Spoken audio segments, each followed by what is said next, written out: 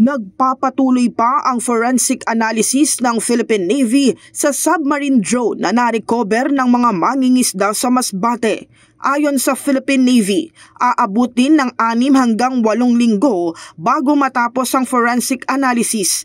Kasama sa susuriin dito ang technical specification, electric component at possible data na nakastore sa drone. The object has been turned over to the Philippine Navy on December 31, and a 6 to 8 week forensic analysis is ongoing to determine its origin, its purpose, the technical specifications. The analysis will examine the object's physical structure, electronic components, power source, and any possible stored data. Bagaman posibleng ginagamit sa scientific research o fish tracking, sinabi ni Alco sa titingnan din nila ang posibilidad na may military application ng drone.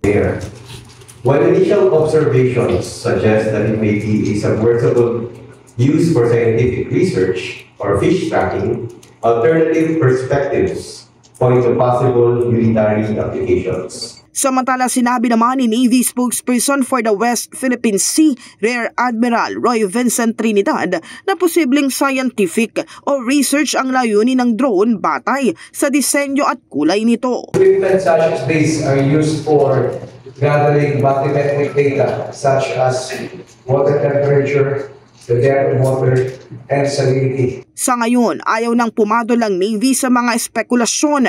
Tiniyak naman nila na on top of the situation ng Philippine Navy sa kabila ng na-recover na submarine drone.